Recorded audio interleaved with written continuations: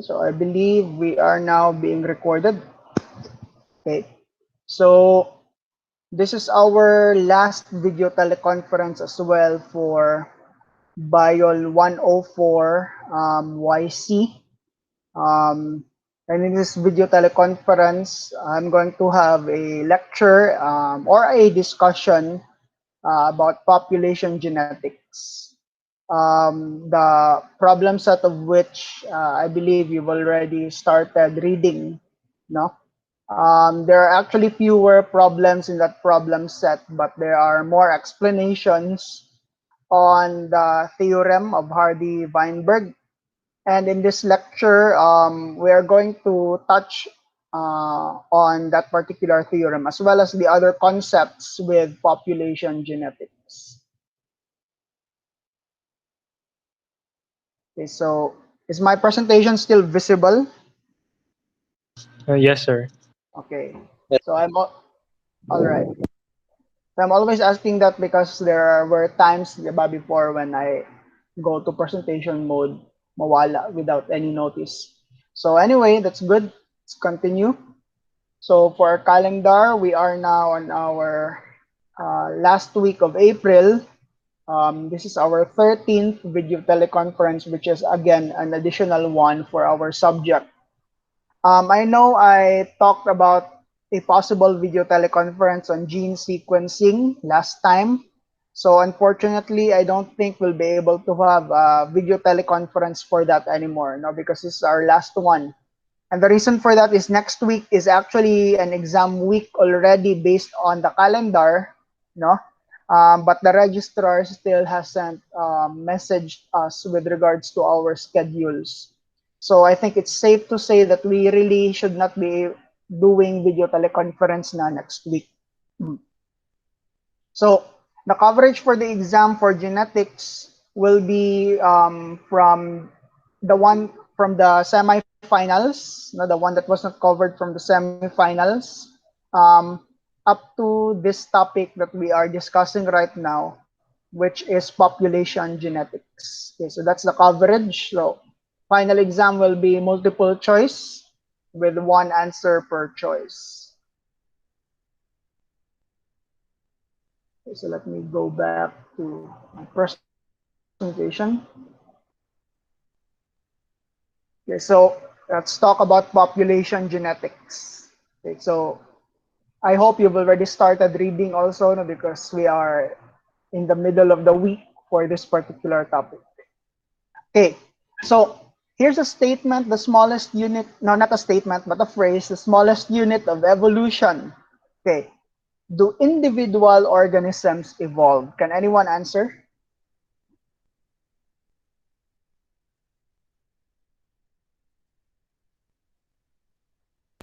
I think so, sir. And your answer is yes. Diba? Yes. Okay. Yeah, so in a sense, when we say evolve or evolution, we're talking about change, diba? That's I believe that's where you got your answer, yes. Okay. But when we speak of evolution, you have to consider time. Okay. So meaning to say it takes a really long time for accumulated changes because evolution is not just one change. No?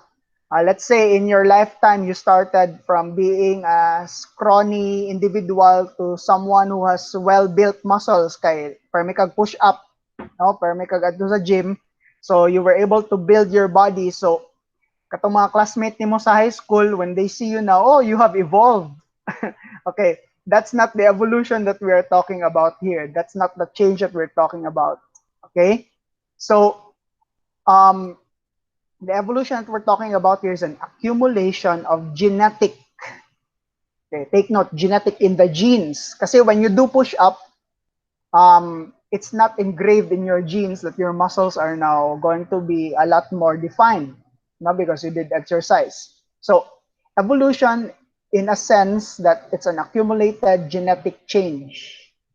And in the lifetime of an individual, let's say life expectancy of humans, for example, is in the Philippines is 65 years old. No, in that lifetime, evolution, genetic changes will be negligible. Okay? So, what really is the answer here? Do individual organisms evolve in a sense that we are talking now of evolution na genetic changes? The answer is no. Okay? Individuals cannot evolve.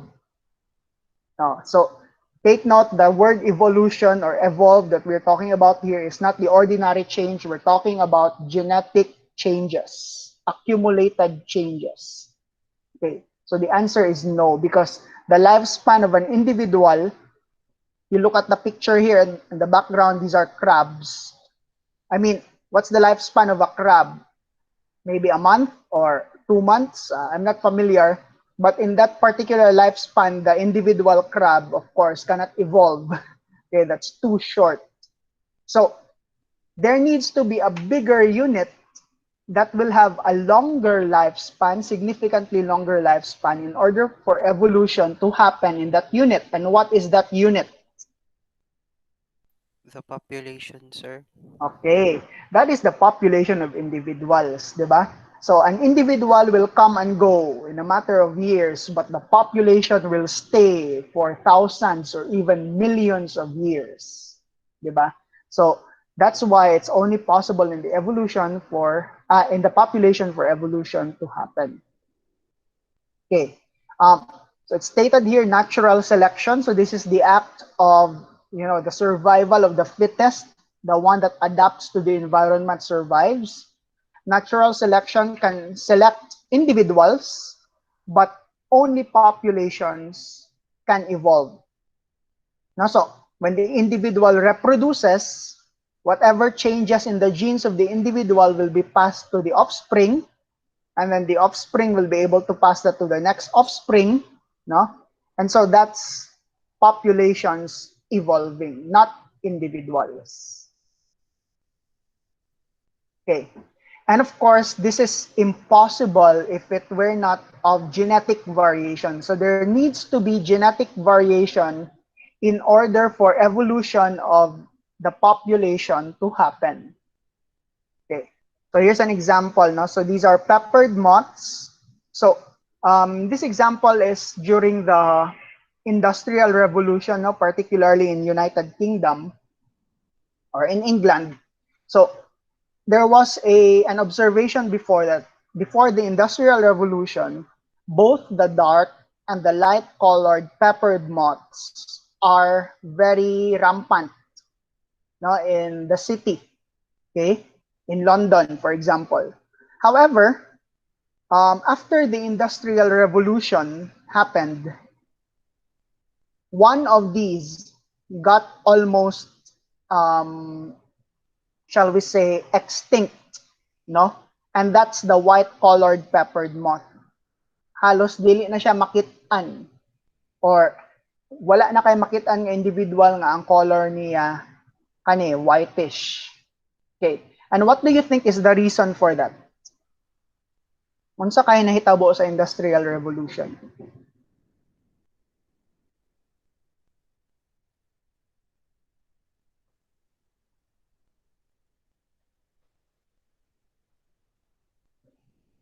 Anyone? So itong Industrial Revolution, the people started using machines to make their work faster, di ba? The locomotives, katong mga train nga ang power niya coal powered pa. So mga paggawa sa aso, itom kaayo. And so pollution also spiked during the Industrial Revolution, and the soot that came from the factories and the trains coated many surfaces, including the surfaces of trees where these moths are resting. Okay? Now, once the surfaces or the trunks of trees are now darker in color, it is now easier for predators of the moth to spot the light-colored moths and to miss the dark-colored moths. So as a result, ang permi gakakaon, gakabiktima ang kaning light-colored moth. And so their population decreased. And so now, ang makita na lang, or ang mas daghan yun na number, after the Industrial Revolution are the dark colored peppered moths. So that is a form of natural selection, no ba? In a sense. So the dark colored moth has been selected to survive in such circumstance when the surrounding environments have been covered with dark colored soot from the Industrial Revolution. And this will be impossible if there was no genetic variation. No? So can you imagine if all of them walay genetic variation, if all were light colored, sana na-extinct na sila. No? So walay population evolution na kahitabo. And if they are also all dark colored moths, then wala gyapon epekto sa ilang population. Then no population evolution will happen. So really, genetic variation is a key so that a population may evolve. And in humans, you can also see that, di ba? Our skin color, for example, is a product of genetic variation.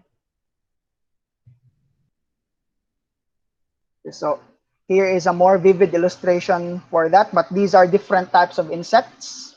No? So you can see here that the predator will spot the light-colored insects much more easily than the dark-colored ones, so that at the end of a time period, most of the population will be dark-colored insects already. Okay? And the evolution of populations is known as microevolution. So it's evolution in a smaller scale, micro. Okay? So it's also known as the change in allele frequency. Okay. So naana po ning allele, no, genes, gene frequency in a population over generations. So because the phenotype that we see here, either dark or light color, is dictated by genes. So ang changes po di ay aning population as observed is accompanied by allele frequency changes. No, so mag-change po ang allele frequency. So this is microevolution. Okay. So there are three main mechanisms that can cause changes in allele frequency. Number one is natural selection. So kato kung example ganina katong ang mga moths, only the dark colored ones survived because it's now easier to spot the light colored ones after the Industrial Revolution by the predators. So that's natural selection, no? There's also genetic drift and gene flow. Okay. But out of this, only natural selection consistently causes adaptive evolution. So evolution to adapt. So the question is why? Anong natural selection man? Unsa man dining genetic drift o gene flow? Has any one of you read about these? Say meaning anang genetic drift? Or can you give an example?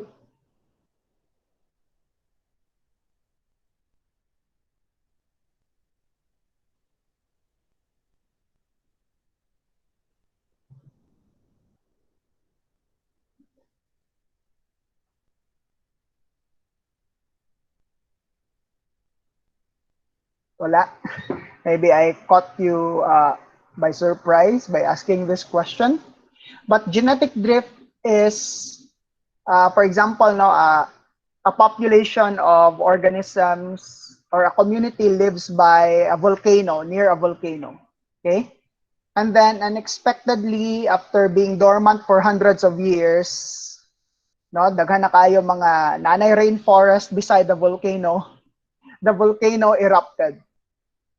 So when the volcano erupts, of course, it will destroy many life forms, and only by chance will certain living things survive. And the key word there is chance. So, katong nakasurvive, sila ra pud ang makareproduce so that the population that results from their survival will now be fundamentally different from the original population before the volcano erupted. Okay, so you get the point there? That is genetic drift. That's by chance. While gene flow is, from the word flow itself, is the movement of populations from one area, for example, to another area, also known as migration. Okay, so these three mechanisms help in the changing of allele frequencies in a population, either natural selection, genetic drift, or gene flow. And obviously, because genetic drift and gene flow are usually driven by chance, no, tsansa-tsansa lang, only natural selection is adaptive evolution.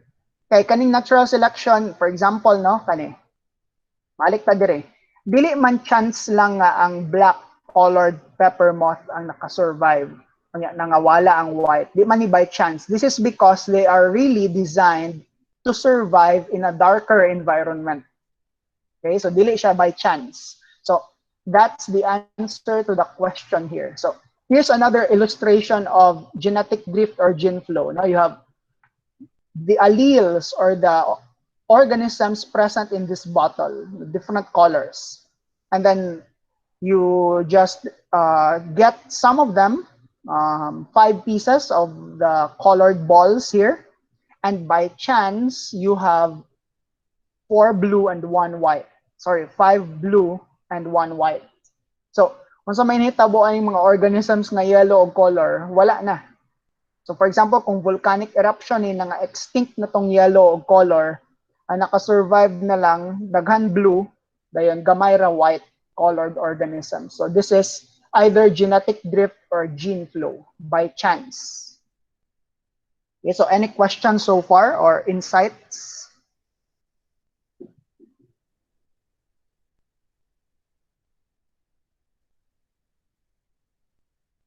So I hope nakasabot lang, no? Okay. So let's continue. Okay. So what's more, no? So there ang giingon niya, only natural selection can cause adaptive evolution. Additionally, only genetic variation can have evolutionary consequences. So mo to kung example ganina. Kung ga-exercise ka dayon well-built kay mong body, then imo pong asawa pod mahilig pod mag-exercise, well-built pod ang body. Ang inyong anak, does that mean muscled pod paggawas niya? Okay. The answer is no, because that is actually not imprinted in your genes, no? When you improve your muscle mass through exercise. Okay. So mo ni ang meaning ani only genetically determined variation can have evolutionary consequences. So dilibot pasabot nga oy kani nga population mahilig kayo mag-jogging. So mga slim yun ni sila. So pag anak po nila, mga slim po nilang anak, no. Okay? There is a chance nga ang ilang anak dili pareha sa ila because that's their lifestyle of choice. Okay.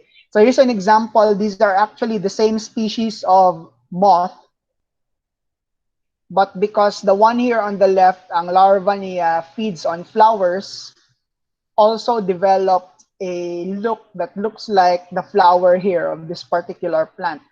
While this larva here on the right feeds on leaves, so it also has developed this kind of look, no, to protect them from their predators, no, kanang mimicry.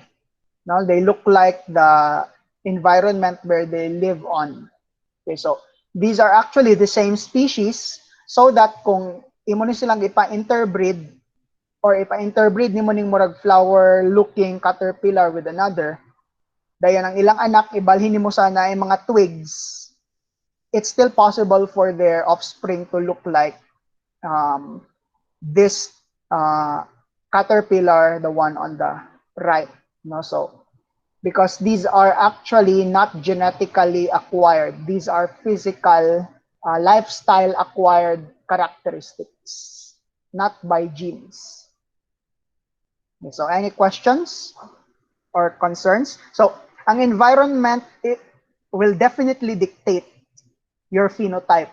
Diba? Ang imong itsura, ang imong physique will be dictated by your environment. But that doesn't mean that that is already engraved in your genes. No? So, mao po na ang mga debate po nung kung If intelligence is acquired through genetics, heredity, um, is it also possible for intelligence to be formed because of training? Well, that's possible. No? Kung hardworking yun ang tao, nagtuon yun, bahalag, wala sayang genes nga, fast learner siya, makatuon yun gihapon. So that's possible. Dili lang to niya mapasa nga trait sa iyang offspring, kaya wala man sa iyang genes. Okay, so that's an interesting thing, okay, about variation that is supposed to be genetic variation. Okay, so what are the sources of genetic variation? Number one, obviously, formation of alternative gene forms. Di ba? Mao itong ginatawag na itong alleles. Okay. For example, kanino, kabalo naman tayong allele na dominant allele, na recessive. Yun sa man pag-form sa recessive or sa dominant allele. Can you still remember how new alleles are formed?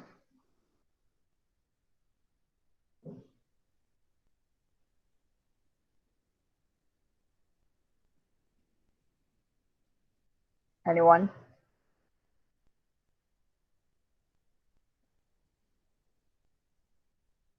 Guess. Through recombination, sir. Through recombination, that's possible. Okay? That's possible. But the most common way, sorry, wala na ko i-qualify akong question. What's the most common way of the formation? Okay. Mutations. Correct. Okay. So mutation, no? Pero correct gihapon tong recombination, but that's not the most common way. The most common way is through mutation. Okay? And it can be caused by radiation or chemicals. So for example, this one also na radiation, nag-change dayon siya. And by chance, for example, this one is for white colored flowers na dayon nga allele, kaning isa for purple colored flowers na dayon nga allele. And then by chance also, mas dominante ang purple colored allele flowers kaysa allele for white flower color. So mutations are the most common reasons for the formation of new alleles. Number two, altering gene number or position.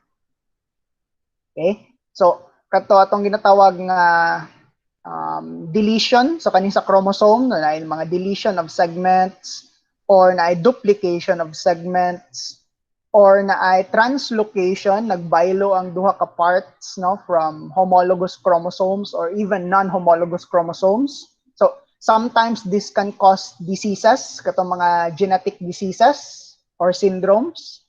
But there are also times wherein they don't have apparent effect. Dili maklaro ang ilang effect. So they stay as is. So dili nimo ma-detect nga naano day ay changes sa chromosomes because there is no apparent effect. So altering gene number or position can cause genetic variation. Next, rapid reproduction. So the faster an organism reproduces, of course we know that there's mutation happening, no? Also the faster the mutation accumulates. So mga bacteria, as you see here, are very prone to mutation. This is also where our problem of antibiotic resistance sa bacteria arises, no? Because they are very fast in changing their genetic makeup. They can transform by getting the genes of other bacteria, that's possible, or they can accumulate mutations really fast. So, rapid reproduction. So, organisms that undergo rapid reproduction have a greater chance of varying genetically from each other. Okay, so, on ang rule. Lastly, sexual reproduction is a driving force for genetic variation. Okay. Can anyone explain nganong ang sexual reproduction will promote genetic variation? Kay duha ang madawat nga genes sa offspring, sir, isa sa mom and isa sa father. It's correct. Okay, nag-combine lugar ang mga genes, no? Okay. What else? Ang gene sa mother is from the egg cell, ang gene sa father is from the sperm cell. what is involved in the formation of sperm or egg? Unsa nga process? Meiosis, Mayos. sir. Okay, meiosis. Unsa ang gakahitabo sa meiosis nga ma-change ang order sa genes?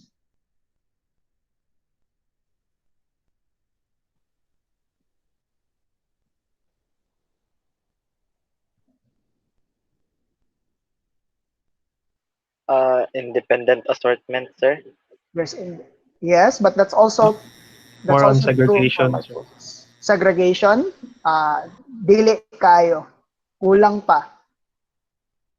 Unsa man tong unique sa meiosis na sa prophase mahitabo that will contribute to more genetic variation. Crossing over, sir, Alright, kanang ginatawag of na itong genes. crossing over, okay?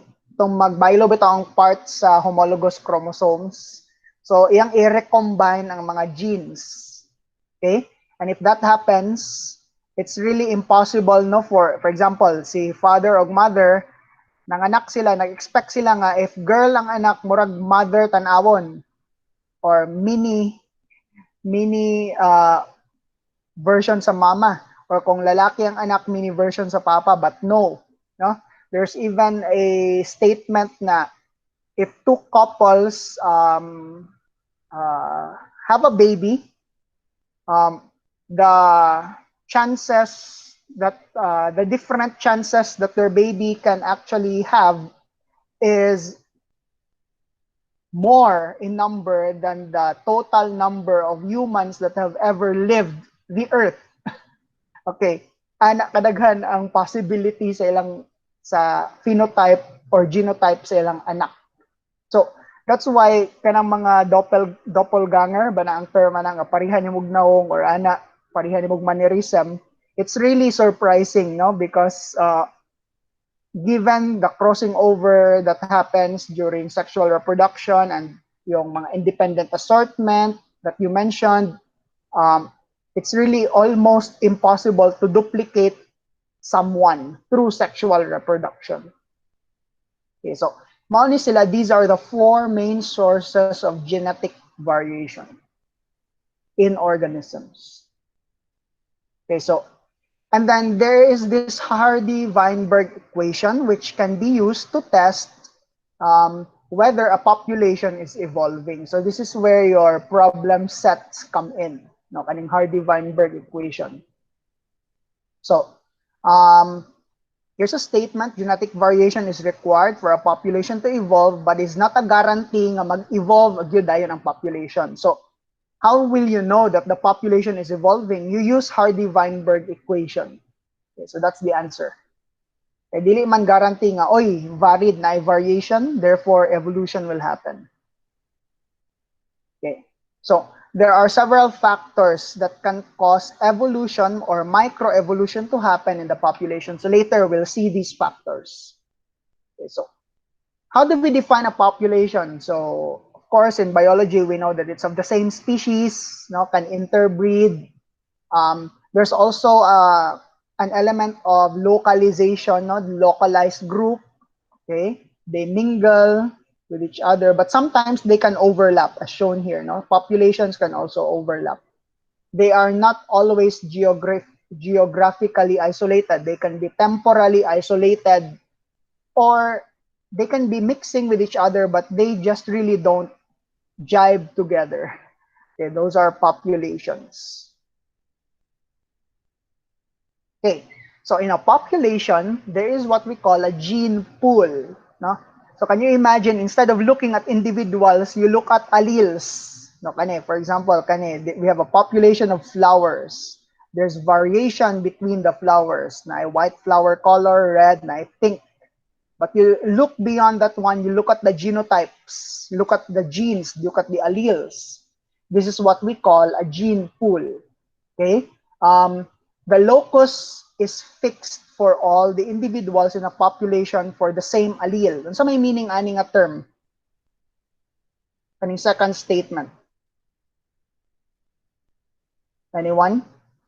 The locus is fixed if all individuals in a population are homozygous.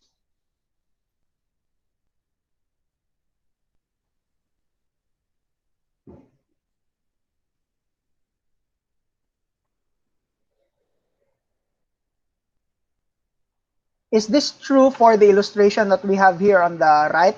Yes or no?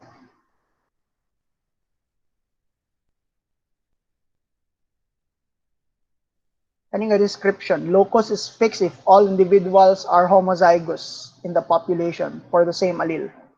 Is this true for the one on the right? No, sir. No. Ano man, kay, if you look at the illustration on the right, na kay allele nga CW, na po'y CR.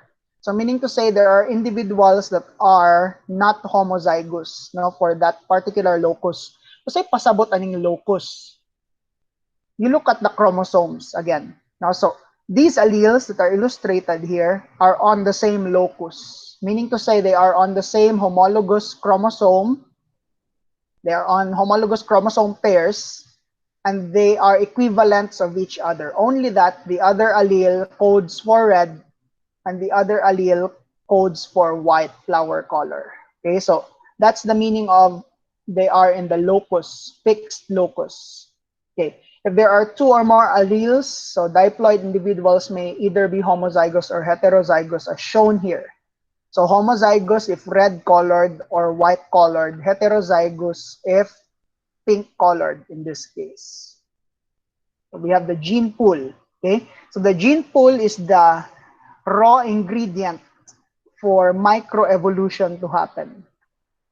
Okay, if they were all red, then it's impossible for microevolution to happen in that population. They have to be varied. Now there has to be genetic variation. Okay, so the frequency of an allele can be calculated. Okay, so let's start with this. So ang allele kaning CR or CW. So by convention, if there are two alleles, we use the letters P and Q to represent their frequencies. So the frequency of all alleles, so for example, CW frequency and CR frequency, if you add them together, will equal to 1 or 100%. Okay, so that is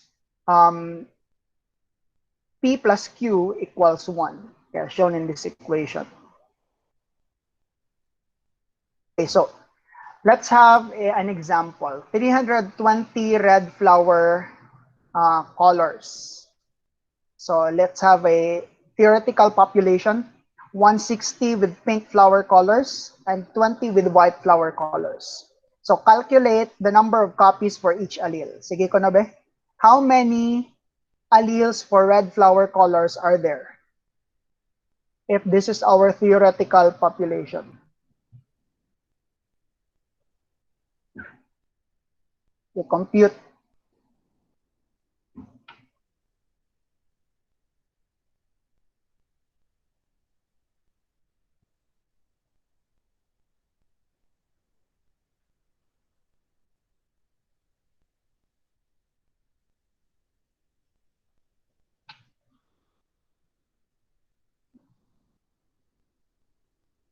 Nanay answer?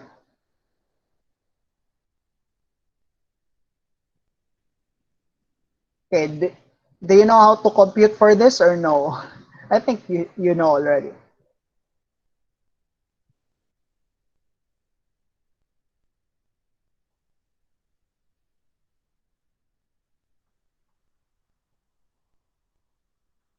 Okay, 5 seconds more.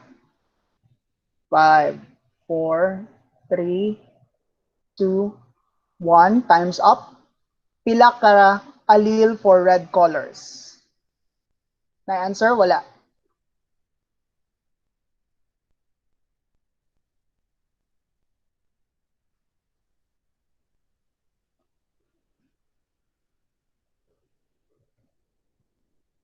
Wala. Okay.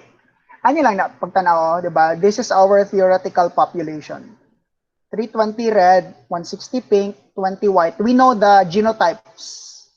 Kabalo tao nga kung red homozygous ang iyang allele composition, kung pink hetero, kung white homozygous but for white. So, pila may frequency aning red? Diri pa lang daan sa 320 red flower colors, pila na ni kabok? How many? Anyone? 2 alleles, sir. 2.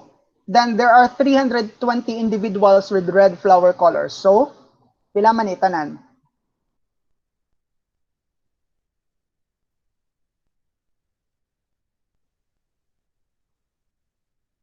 640, sir. 640, sir.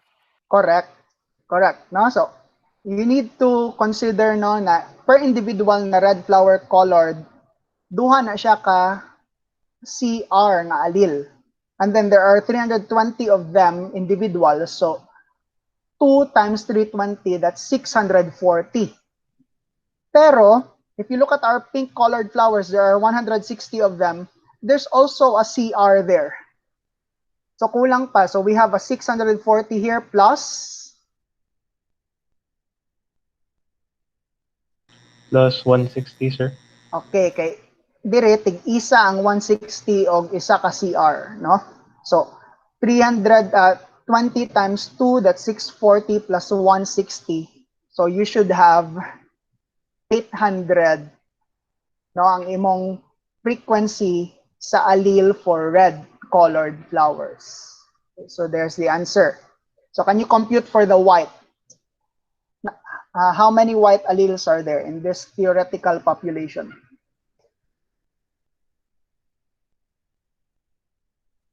200, sir. Yes, sir. Okay.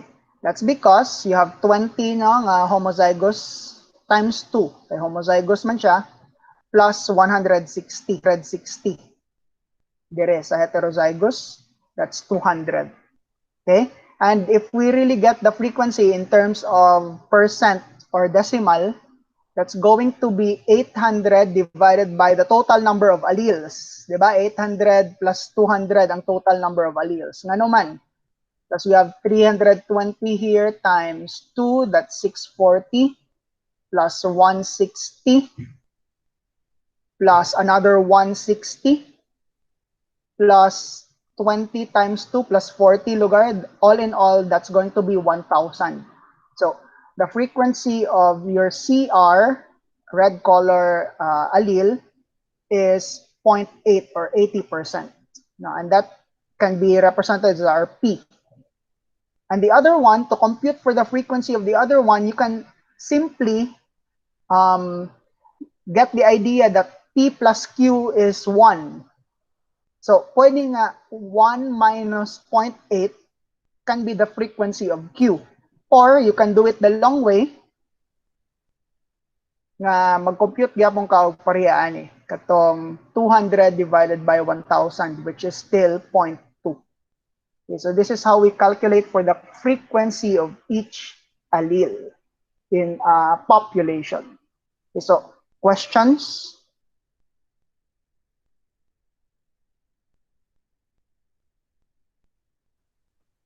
Clarifications?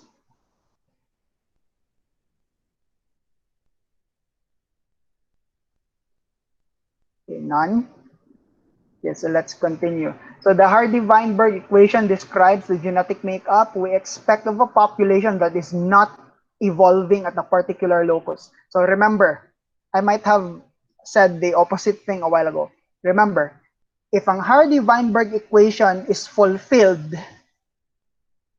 then the population is not evolving. Okay? This has to be negated first before you can say that that the population is evolving. Okay? So that's a thing to remember. Kung wala nagsunod sa Hardy-Weinberg equation, then it must be evolving. Okay, so here, consider for example the same population of 500 wildflowers, 1,000 alleles. No, kay 500 times diploid man times 2, so 1,000 alleles. Where the frequency of the red colored allele is 0.8 and for the allele for white flower color is 0.2. So we have this one. So you can just have this representation. No? So pwede nimo i-mix ang imong gene pool. So this is now your gene pool. Okay? What's the chance of getting a gamete in terms of egg, yung gamete That's for red flower color. It will always follow the frequency in the beginning. So 0.8 gihapon. So what's the chance of getting an egg no, in terms of females that has an allele for white flower color? So the answer is you just look at the original frequency of the allele for white flower color here. It's 0.2. So this has to be 0.2. Diba? So the same is true for the sperm. Same is true for the sperm. So the frequency of genotypes can be calculated. So pwede po ta makakalculate sa frequency of genotypes. So ang genotypes are diploid man, so nakay CR, CR, CR, CW, and CW, CW. So if this is the given frequency of our alleles, what is the frequency of individuals that will be red flowered color? Red, that will have red flower color. And I CR, CR. Anyone? 0.64, sir. All right. So that's simply p squared, no? Kay p man siya, or 0.8 times 0.8, 0.64. What about the heterozygotes? Pink flower color. 0.16, sir. 0.16. This is going to be 2pq. Okay? So 2pq ang formula ani, which is p 0.8 times 0.2 times 2 pag yun, that's going to be 0.32. So kung lakag times 2. Okay, later we'll see anong times 2 na siya. What about individuals with white flower colors?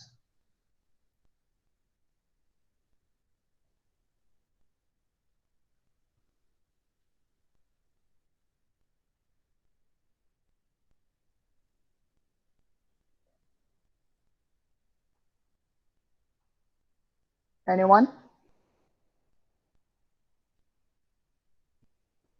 0.4, sir. Okay, q squared 0.2 times 0.2 or 0.04, 4%. Okay, so these are the frequency. No? So we can actually check this by using the Punnett square o tanawa, diba? So 0.8 ang chance para sa red aning sperm, 0.8 pod aning red na egg, 0.2 aning white na sperm, 0.2 aning white nga egg. So kung imong i-Punnett square, 0.64 chance na kani red. Then nganong times 2 ni siya no katong ganina katong heterozygote because there are two instances here. Oh. So pwede siya dire. O pwede pod kaning sa ubos. So times 2, 0.16 times 2, 0.32. And of course, for the white flower color, 0.2 times 0.2 or 0.04, 4%. So this is actually just similar no, to the Mendelian nga Punnett squaring. So we now have computed for the frequency of the genotypes. Now, a while ago, nag-compute ta sa frequency sa alleles. Karon genotypes na pod. Okay, so imagine now if this population is going to interbreed again no, with itself or with members of the population. Okay, so this is the original ratio or frequency of individuals. So the F1 generations are going to interbreed again. So you have this particular frequency again of alleles. And then the resulting F2 generation will still be 64% red, 32% pink, and 4% white flowered color plants. So meaning to say, if this is random mating, no, walay piliay, the allele frequencies will be the same from the original parent generation minas taas. Okay, so this is our parent generation.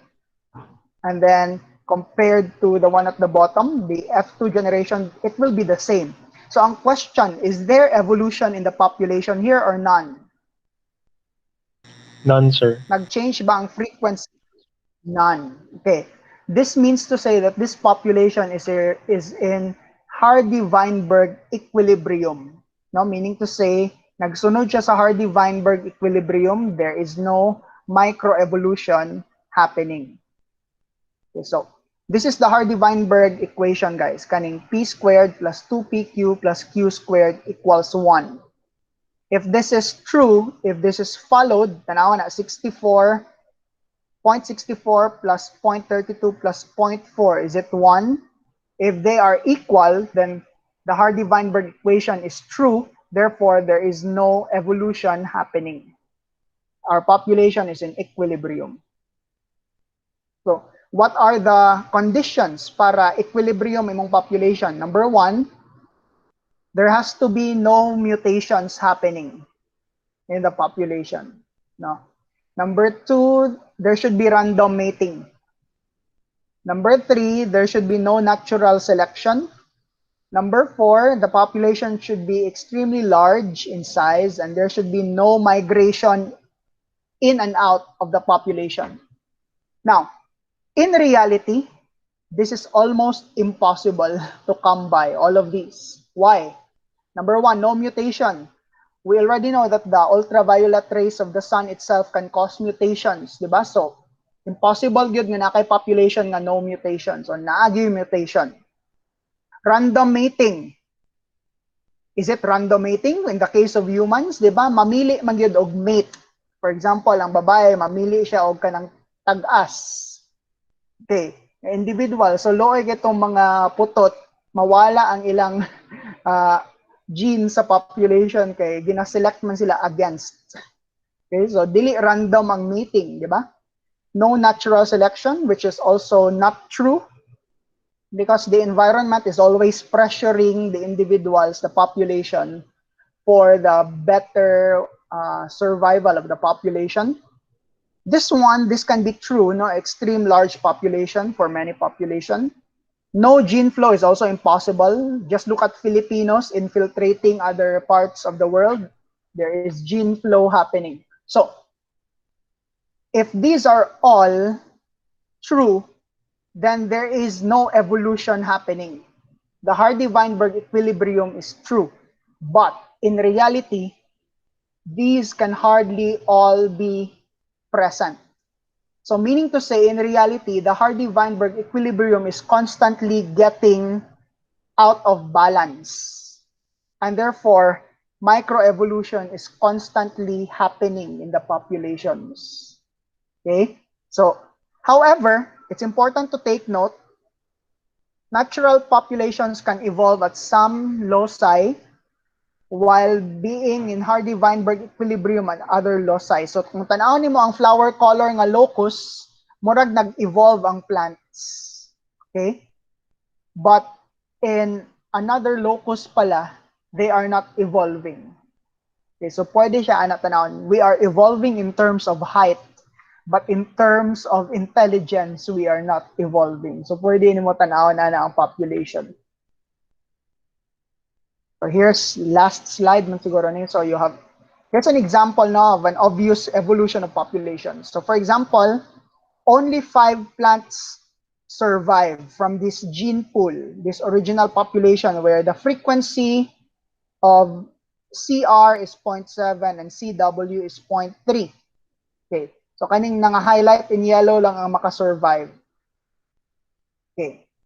So this is now their offspring, generation 2, and look at the change in the frequency of the alleles. Now there's an obvious change. And what if out of this second generation, only these 2 highlighted in yellow survive? Tanawang ilang alleles, puro CR. So ang final ni mga population dire, na 0 in tawon ang CW nga allele, kay puro na lang CR ang alleles. So, extinct in a way from the population ang white-colored allele. Okay, so, this is in equilibrium, no? Wala na balance ang Hardy-Weinberg. So, meaning to say, this population is evolving.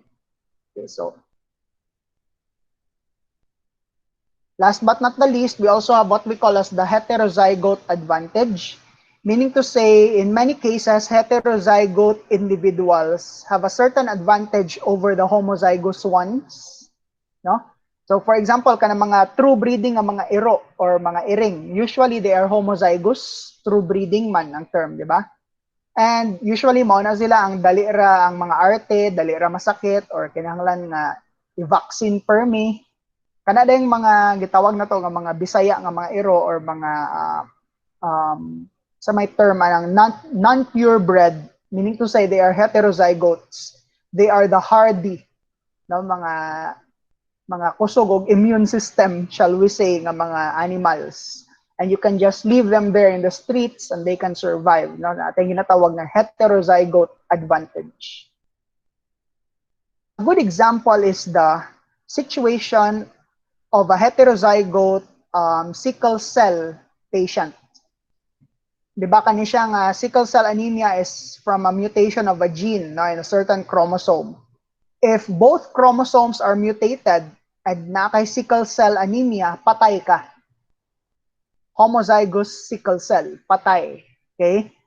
But if you are heterozygous, meaning to say in one of your alleles normal, some of your red blood cells are still sickle cell, but half of them are okay, you actually have an advantage over those that have both normal alleles for the hemoglobin, no, in this example at the bottom.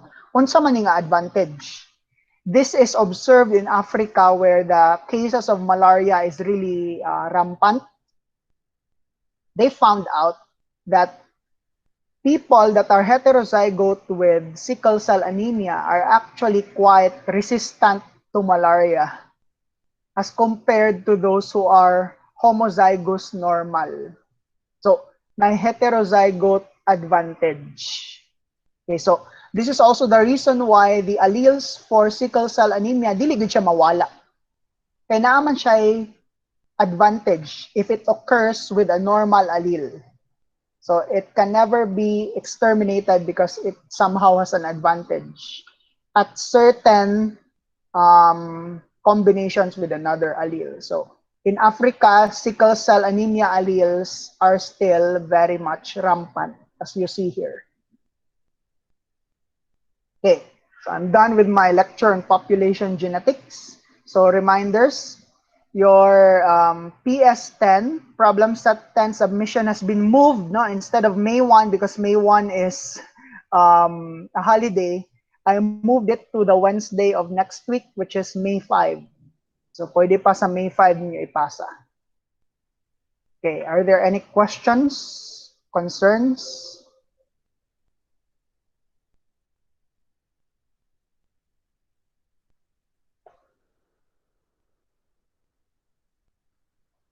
Regarding the exam, sir, what will be the topics? For the exam, we will be starting from what's after linkage. Isa itong after linkage, katong DNA naman to, no? I forgot the, let's go back to the calendar. Kasi in the semifinals, ang last is katong linkage.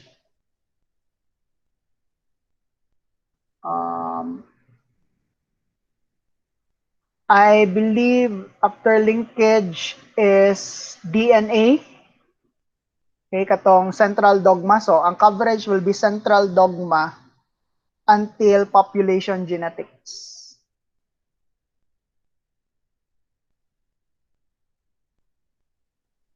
Okay?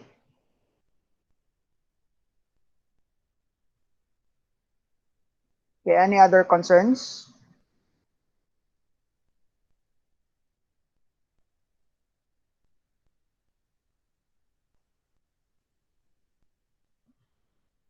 Wala na?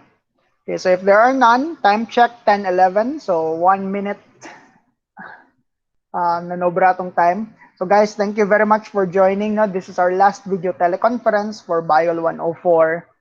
And I hope the discussion will help you in answering your PS10, which is due Wednesday next week.